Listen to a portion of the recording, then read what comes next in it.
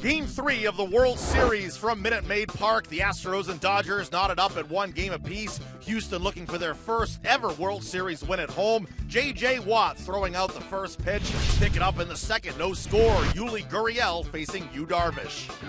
And that's ripped deep to left field, and you can kiss that one goodbye. Into the Landry's Crawford boxes. Yuli Gurriel with his first postseason home run, and it's 1-0 Astros. Oh, how the game has changed. That's now 12 different players who have hit a home run in this World Series. The record is 13. And now Marwin Gonzalez, the switch-hitting utility player who's been manning left field for this postseason. 1-2. High fly ball to left center. Back is Taylor on the move. Can't get it. Off the wall. Reddick coming to the plate. No throw. 2-0 Houston.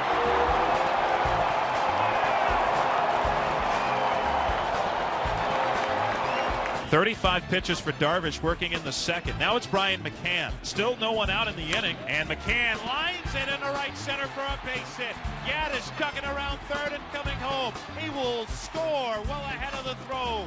Into third base goes Gonzalez. An RBI for Brian McCann. His first hit in the World Series. 3-0 Astros. First and third, 1 out. That's into center. It is caught, tagging, coming to the plate. Gonzalez throw, too late. 4-0 Astros. And he's walked the first 3 batters here in the second inning. McCullers, the bases are juiced to 1-1. There's a ground ball to the right side. Gurriel goes to second for the force. On to first, double play! How about that, too? Beautifully started by Gurriel and a hose by Carlos Correa. And the Astros get a double play, 1-run scores, but that was huge. Whirling the orange towels, the 2-2. Break a ball, grounded to short. Correa up with it. Good throw to first. He gets out of it. McCullers. That'll bring up the right fielder, Yasiel Puig. He gets it, and it's grounded down the third baseline. Fair ball off the glove of Bregman and into the corner. Puig with the big round at third base. He's going to try for 2. It could be a play. And Altuve sticks the tag. How about that? Correa with the one hopper to Altuve, and he spun around. And he got the tag in before Puig could get to the bag. No argument from Puig. Here's Chris Taylor, runner at third, 2 out. That's in the air to left center, coming to get it, Springer, he's got it! Outstanding play by George Springer coming in on that ball in left center field, and he saves a run. So with 2 out and a man aboard, the batter is the DH Evan Gattis. Chopped left side. Watson. Wild throw. Gets away. Over the third is Reddick. They're going to bring it home. Throw by Puig. Late. It's 5-1. Here's a 1-1. There you go. A bunt in the air and a diving play by Bellinger. 1 out. Not a bad idea, but not executed. Cody Bellinger laid out for a big first out. Bases loaded, 2 out. High fly ball into center. Taylor back at the wall to end the inning. Oh my gosh, Springer made a bid. And Chris Taylor raced to the wall, put up the glove, and that's where it ended. Yasmani Grandal, last hope for the Dodgers. Another 2-2. And Grandal hits it high in the air to right. Reddick over toward the line, waiting for it to come down. Reddick makes the catch, and that is the ball game.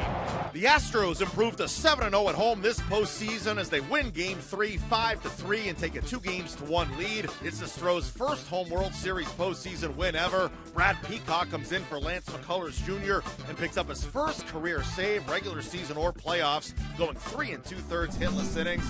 Yuli Gurriel has now hit safely in every game at home this postseason, and with Gurriel's homer, 12 different players have gone deep already in the World Series, 1 short of the record.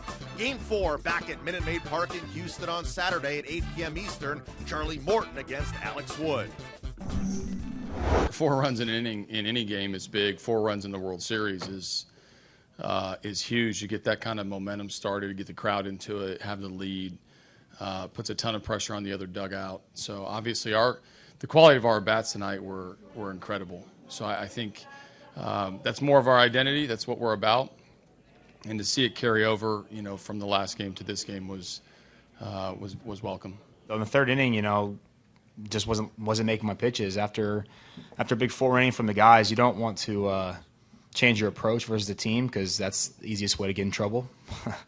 That was a big inning for us, and we kind of came back and put some more runs on the board and did the best I could for as long as I could until P came in and just absolutely pitched unbelievably. It was crazy. In the eighth, after the eighth, AJ asked me if I felt good, and I said yeah, and he said, all right, you're going back out, and I was shocked, but I'm just glad he gave me the opportunity to do that, and it was a lot of fun out there for sure. We're going to be able to keep it in proper perspective, and we're a baseball team. We're representing the city. We wear this patch for a reason. We're proud to be Houstonians. There's some of us live here year round, but to see the city respond to this team and see us respond to the city's needs is something that I'm most proud of.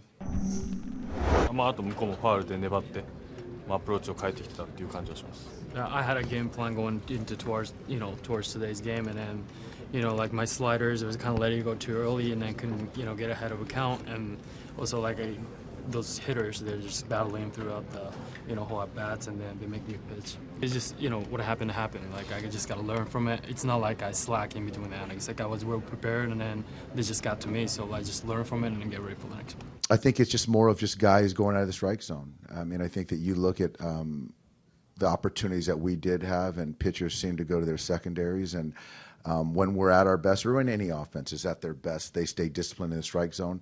And I think right now we're chasing a little bit more than we usually do. I think we just got to go out there and pitch well out of the gate. Obviously, this crowd is into it, very educated, very enthusiastic, and they've got some confidence over there, that team. And it's up to us, up to Alex to go out there and set the tone, get a quick first inning, and get us. Bats got to come alive and keep getting guys on base, getting that big hit. But I honestly, I don't think we see it as pressure. It's just going out there and just trying to play a good, clean game.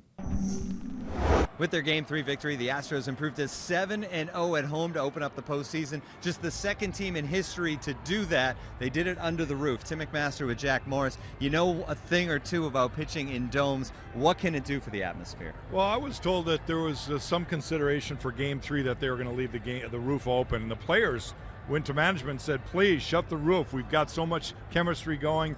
And the fans really, I think the volume can get in here. As a visiting team, you got to take the fans out of it on the road. That's the number one rule. And first inning, George Springer gets a hit. The fans are involved right away. They got louder as the game went on. They're really starting to embrace this team. It's not maybe a typical old school Yankee crowd. Dodger crowd was pretty big, but it's a lot bigger stadium too. I gotta believe that everybody's proud of Houston right now, and every time they take the field, they want to bring a lot of love to this ballpark.